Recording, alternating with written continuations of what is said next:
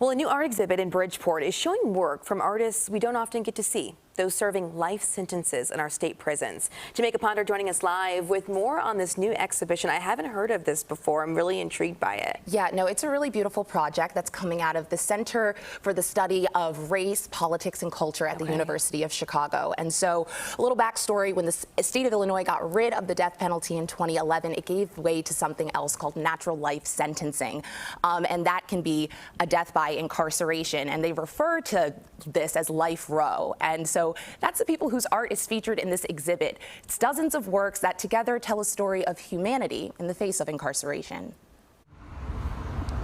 From the moment the gallery doors swing open, love is the first thing you're greeted with.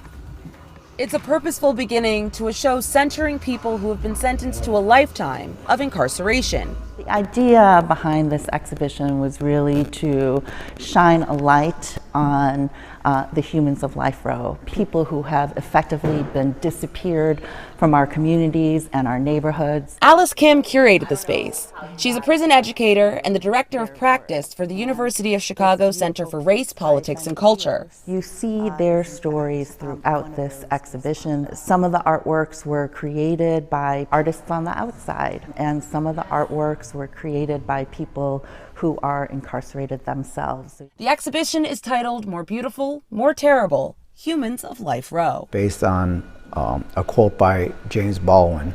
And the idea is that we who were incarcerated or formerly incarcerated wanted to show everyone our humanity. Kim aggregated the words, paintings, and mixed media art of her students on the inside, from the men's prison in Statesville to the facility in Logan for female and transgender inmates. His community, it's love. Along with the works of those who survived Life Row, like Jimmy Soto, who was exonerated of a wrongful conviction last year after spending 42 years in prison.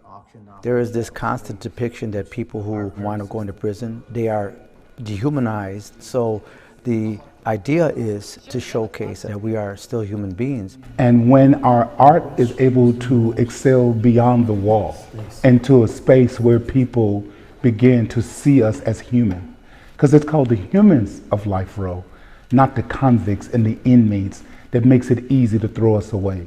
Just around the corner from Soto's art, Ronaldo Hudson's piece hangs bright and peaceful, creating imagery from a poem written by one of the female inmates at Logan. And dreams are. After 37 years in prison, 13 of which were spent on death row, Hudson's been advocating for those serving life sentences since his clemency approval and subsequent release in 2020.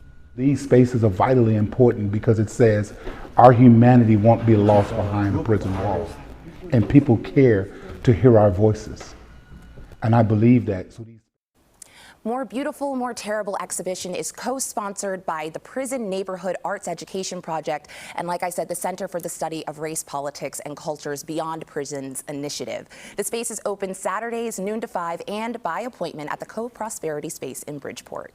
Wow, there were so many surprises through that story. You just hear about these men that served decades behind bars, wrongfully convicted, and just to see how they're leaning into art as this source of just hope and inspiration is really powerful. Well, thank you. Thanks for sharing that with us. Thanks, Jamaica.